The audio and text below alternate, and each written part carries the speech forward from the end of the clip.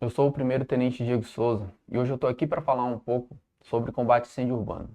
Antes de mais nada, vamos ver um vídeo aqui de uma ocorrência em que houve atuação do CBMDF há mais ou menos uns 5 anos atrás. Desse bloco na QI 8 do Guaraú. Foi no sábado, às 6 horas da tarde. Um quarto e um banheiro foram destruídos. O fogo se alastrou para o segundo andar, onde as janelas tiveram que ser retiradas pelos bombeiros para ventilar o espaço. Um apartamento no terceiro andar também chegou a ser atingido. Bom, os senhores já tiveram acesso ao Boletim de Informação Técnico Profissional número 34 de 2024, né? Nele são abordados alguns acrônimos de combate a incêndio, como por exemplo o Alice SOS, o CRISI B, certo? Então, para a gente ser mais prático, a gente vai considerar que toda a parte de gestão de riscos já tenha sido feita, que a avaliação 360 também já está concluída e que o foco principal e o fluxo de propagação já tenham sido localizados. Então, nesse caso, o próximo passo nessa sequência seria seria realizar o controle e o resfriamento, né, de uma posição segura. Dessa forma, eu vou colocar aqui essa imagem que está na tela para vocês, e vou fazer a seguinte pergunta, né? Ao se deparar com essa imagem, qual seria a opção tática da sua guarnição? Muito provavelmente que a sua resposta tenha envolvido algumas possibilidades de combate interior, seja com linhas de mangueira, com preventivo fixo, e isso também não está errado. São também possibilidades de combate bastante válidas e que trouxeram excelentes resultados ao longo dos tempos. Além disso, por muitos anos, jogar água de fora para dentro em um incêndio estrutural acabou se tornando um crime. Mas será que em alguns cenários, como esse daí que está apresentado, é possível fazer algo para reduzir a intensidade das chamas e tentar desacelerar o processo de propagação do incêndio? Será que deixar o incêndio ventilado e com combustíveis em abundância se desenvolvendo sem nenhuma intervenção, enquanto linhas de mangueira são preparadas para o combate interior, é mesmo a única opção? Aqui nesse ponto, eu gostaria de fazer até um parêntese. Pela NFPA 1710, o tempo-resposta só para de correr quando há intervenção da equipe na cena, né? Ele seja por meio de um salvamento ou por meio de alguma ação que modifique o cenário do incêndio. De que adianta a equipe chegar no local ali em 5 minutos, mas depois demorar mais de 20 minutos para poder reagir ou jogar água, né, naquele local? Então, nesse caso, o tempo-resposta, na verdade, ele foi de 25 minutos, porque são os 5 minutos de deslocamento mais os 20 minutos de preparação do cenário. Então, que fique claro que aqui não estamos para fazer nenhuma crítica às escolhas de combate apenas interior, mas muito pelo contrário. Cada situação, ela exige uma resposta específica. O que estamos fazendo aqui é apenas oferecendo ferramentas para que o comandante de socorro ele possa tomar a melhor decisão, aquela mais conveniente ao cenário que ele se deparar. Inclusive, na ocorrência de abertura dessa apresentação, uma possibilidade, né, uma ferramenta a mais para ser empregue naquela ocorrência seria a implantação do ataque de transição, ou também o ataque, também chamado, né, ataque transicional. Ataque de transição, ele nada mais é do que um modo de fornecer água de forma rápida e direcionada ao teto daquele ambiente, buscando o melhor espalhamento e alcance, a partir de uma posição externa, né, uma posição segura, a fim de diminuir a agressividade das chamas em seu interior, para que na sequência outra linha possa então adentrar a edificação e atacar diretamente o foco, ou resgatar uma vítima, ou realizar outros procedimentos pertinentes ali naquele cenário, né? Isso é, quando a gente tem um cenário de incêndio ventilado, uma abertura próxima ao local onde já se encontra o foco que está identificado, uma ótima escolha tática e rápida para iniciar a supressão seria o uso do ataque de transição. Porque normalmente a aplicação de água de fora para dentro, ela costuma ser uma ação mais rápida que a preparação de linhas para o combate interior. Nesse contexto, o ataque de transição ele busca permitir a aplicação de água de forma ágil, com parâmetros e uma avaliação constante, até que se tenha uma linha pronta para combate e extinção internos. Como podemos observar então nesses próximos vídeos aqui.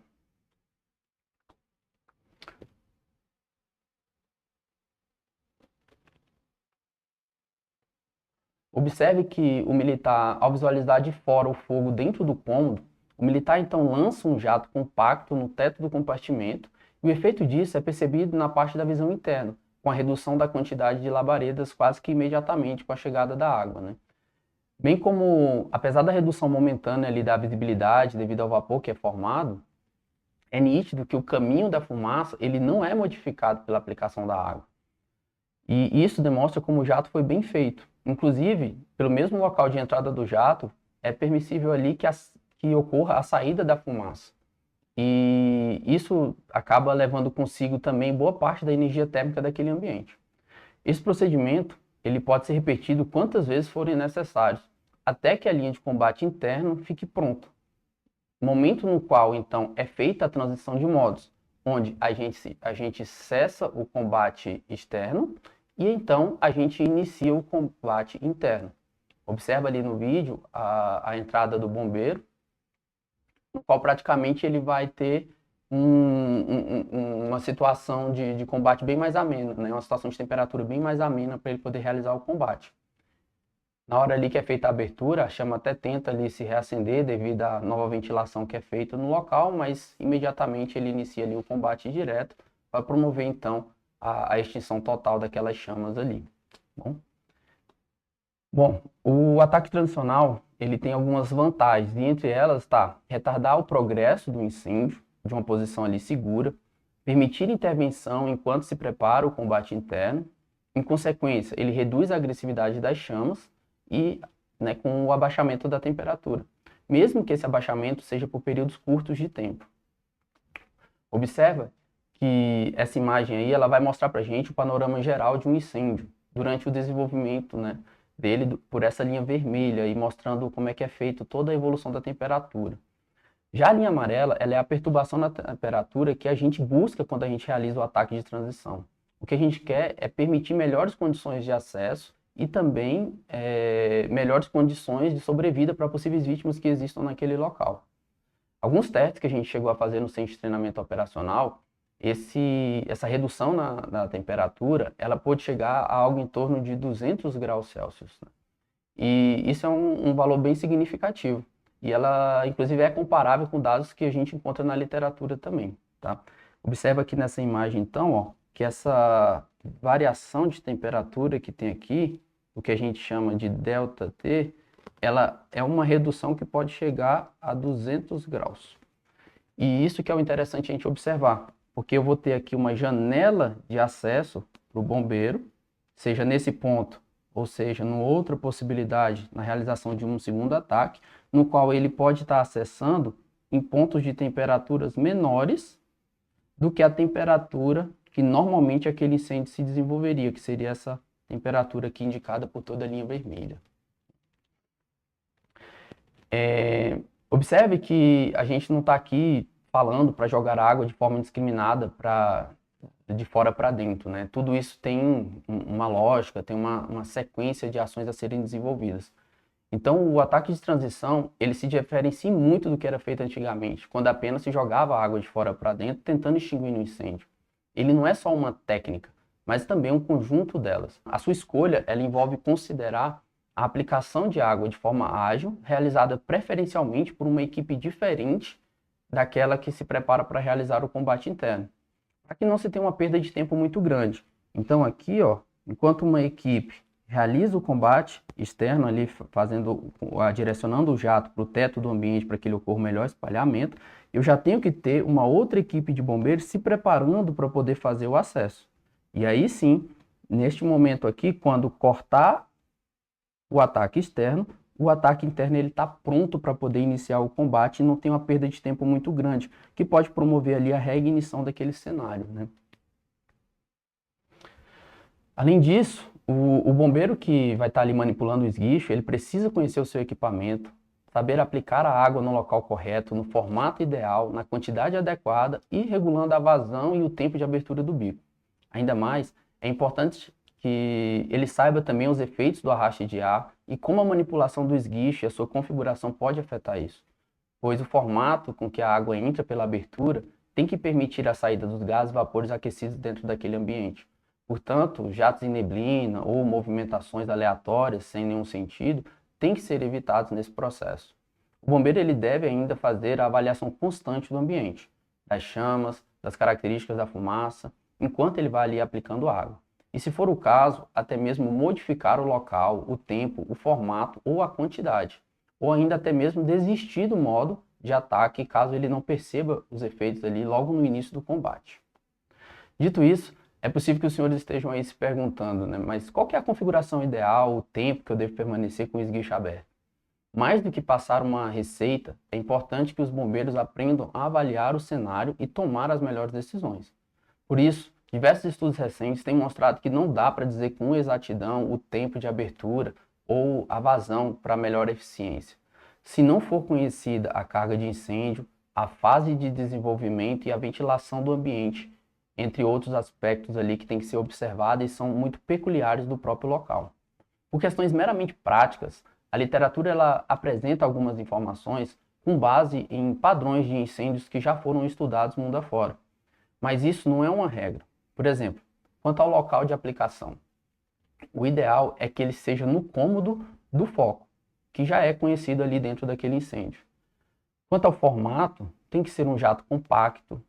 Com relação ao ângulo, ele deve ser o mais agudo e o mais próximo de 90 graus possível em relação ao solo ali, mas sem igualar os 90 graus. O tempo de aplicação ele gira em torno de 15 a 30 segundos, podendo chegar a 60 segundos em alguns casos. A quantidade de água vai variar de 200 a 500 litros por minuto na maioria dos casos em que se usa apenas o esguicho de mão, mas lembrando que essa técnica pode ser desenvolvida também com outros tipos de esguicho. O intervalo de aplicação vai variar de 30 a 60 segundos, podendo chegar a até 120 segundos em alguns casos, com incêndios quando ele já começa a se enfraquecer. E o intervalo de transição, quanto menor ele for, melhor, porque é mais fácil o bombeiro acessar, encontrando ali temperaturas mais amenas possíveis. Lembrando que os valores apresentados, eles são apenas para que o bombeiro tenha uma noção do que fazer quando julgar-se incapaz de avaliar o cenário. A avaliação das condições do incêndio e a ciência dos conceitos envolvidos ainda é a melhor maneira de aumentar a eficiência do combate. Por vezes, a avaliação ela irá definir que apenas 10 segundos de água foi suficiente para extinguir as labaredas e até melhorar o ambiente. Por outras vezes, os mesmos 10 segundos irá fazer com que as labaredas comecem a sair pela janela logo que o esguicho for fechado. Ou ainda, 30 segundos de intervalo para a aplicação de um novo jato pode ser suficiente para permitir que o combate interior seja realizado com temperaturas ainda menores. Em outros casos, com 30 segundos, o ambiente pode já ter recuperado as temperaturas do momento anterior à aplicação da água. Assim, nenhuma receita de configuração do esguicho e sequenciamento de ações para o ataque de transição, ele deverá substituir a avaliação do bombeiro. Se nos primeiros segundos de aplicação da água não for percebido modificação nas condições ambientais e se ainda persistirem as labaredas, é imprescindível que o bombeiro reavalie pelo menos um ou mais daqueles 4 critérios que a gente colocou lá atrás. Por exemplo, local correto, quantidade correta, formato correto e tempo de aplicação. Agora então, vamos observar aqui uma sequência de ações que podem ser desenvolvidas em uma ocorrência na qual o ataque de transição foi uma opção após a avaliação do cenário.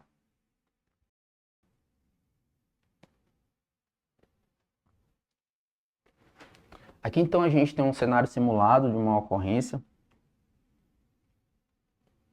A equipe de socorro vai chegar no local.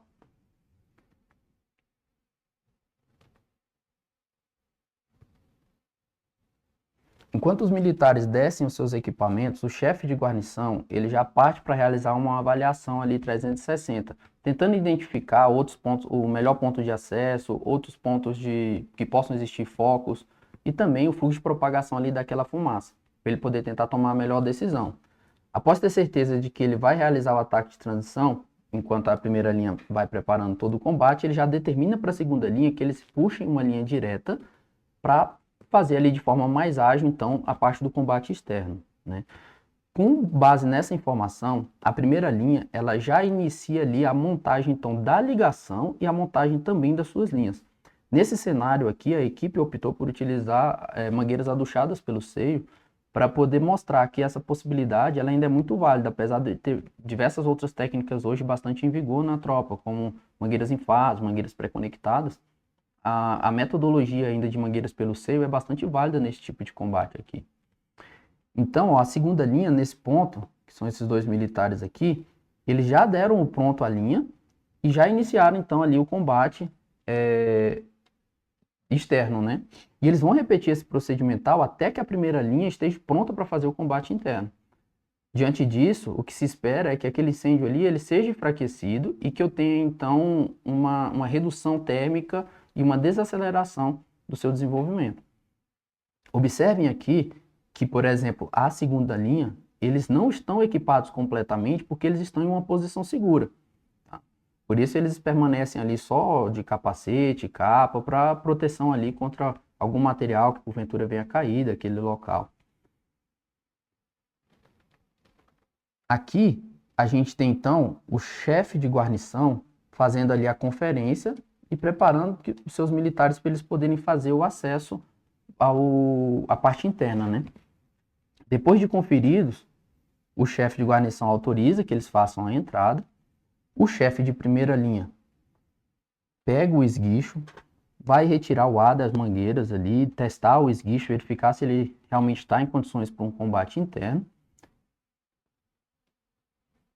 E após isso, eles vão se posicionar e aguardar o pronto do chefe de guarnição para poder iniciar ali o combate interno. Por que eles têm que aguardar o pronto? Porque precisa que a segunda linha cesse o combate externo para a primeira linha poder iniciar o combate interno. Então esse movimento ele tem que ser em sincronia. Pronto, olha lá. Deu pronto, recebeu o pronto do chefe, inicia o combate interno rapidamente e agora a segunda linha não mais está realizando o combate externo. O que eles vão fazer agora? Preparar a sua linha. Então eles desenvolvem ali as suas duas mangueiras ou quantas forem necessárias e vão realizar ali a conexão no divisor da segunda linha.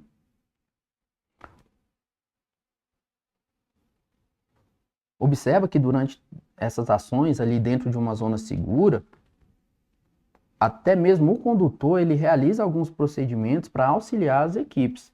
Inclusive, o chefe de guarnição aqui, ó, determinou que a equipe fosse fazer a sua equipagem e ele é quem vai retirar o ar das mangueiras, preparar o esguicho e deixar eles em condições. Nesse cenário, não há uma previsão para um combate interno da segunda linha. Então, no momento em que o chefe vai lá fazer a conferência do seu pessoal e liberar que eles fiquem em condições para poder realizar as ações que são inerentes a uma segunda linha, ele automaticamente já passa algumas informações para a equipe e pede para que eles permaneçam ali com a máscara conectada ali na presília de espera, mas eles não colocam nem a máscara no rosto, nem precisam estar ali já de luvas nesse ponto, porque a ideia é que eles estejam preparados para uma intervenção quando seja necessária, mas eu não sei exatamente aonde que é essa intervenção. Essa intervenção ela pode ser em diversos tipos de situações, então eu deixo a equipe preparada ali para uma possível atuação, mas eu não deixo eles de forma que eu venha a retardar uma ação futura, fazendo com que eles precisem se reajustar ao seu próprio equipamento. Então, pessoal, é importante que o ataque de transição ele não seja visto como uma forma de jogar água de fora para dentro até apagar ou controlar o incêndio. Até porque, permanecendo nessa ação, sem uma mudança de ataque externo para o interno, não temos a transição no combate. E se não temos a transição, não temos ataque de transição. Mesmo se em uma determinada situação a água estiver sendo aplicada diretamente no teto da estrutura. Eu preciso ter esse momento de transição para que eu possa considerar aquilo ali como um ataque de transição. Tá? Nesse caso, quando eu jogo água de fora para dentro, direcionada ao teto, mas não prevejo uma mudança nos modos de ataque, o que eu estou fazendo é apenas realizando um ataque ofensivo indireto e nada mais. Para finalizar, esse método de combate a incêndio ele representa uma possibilidade que adequa agilidade e segurança para retardar o progresso do incêndio. Por se tratar de uma ação primeiramente externa, que ainda diminui os riscos de acidentes aos bombeiros, e no segundo momento, uma ação interna, com a entrada rápida no ambiente, em possível momento em que as condições estejam mais amenas ali, até a extinção ou para realizar um resgate ou alguma coisa do tipo. E apesar dessa tática, né, desse modo de combate, ele parecer bem simples, a sua execução ela envolve sincronia entre as equipes de combate externo e interno.